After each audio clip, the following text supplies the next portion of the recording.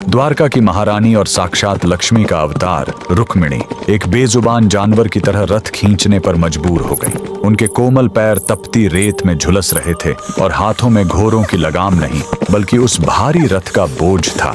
लेकिन सबसे हैरान करने वाली बात तो ये थी कि उनके सामने स्वयं भगवान श्री कृष्ण खड़े थे। फिर भी वे अपनी अर्धांगिनी को इस हाल में क्यों देख रहे थे?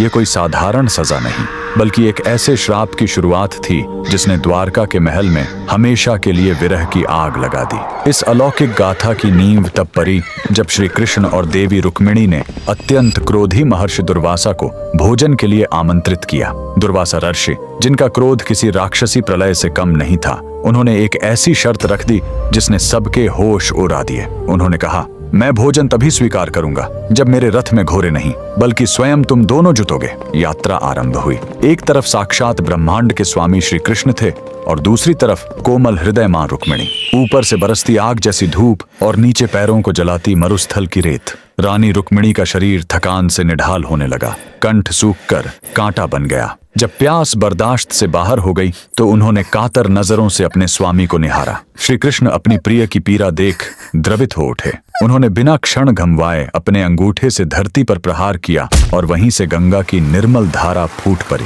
रुक्मिणी ने व्याकुलता में वह जल पी लिया। उनकी प्यास तो बुझ गई, लेकिन वे यह भूल गईं कि उनके साथ एक ऐसे आर्षे हैं जिन्हें अनुशासन से बढ़कर कुछ प्रिय नहीं। महर्षि दुर्वासा का चेहरा क्रोध से तमतमा उठा। उन्होंने गर्जना की, रुक्मिणी, तुमने अतिथि को जल पूछे बिना स्वयं जल ग्रहण करने का दुस्साहस किया। जिस प्यास ने तुम्हें मर्यादा भुला दी, वही प्यास अब तुम्हारे विरह का कारण बनेगी। उन्होंने श्राप दिया कि जिस द्वारका में श्री कृष्ण बसेंगे, रुक्मिणी वहां कभी नहीं रह पाएंगी और उसी क्षण से प्रेम की वो अटूट जोड़ी हमेशा के लिए अलग हो गई।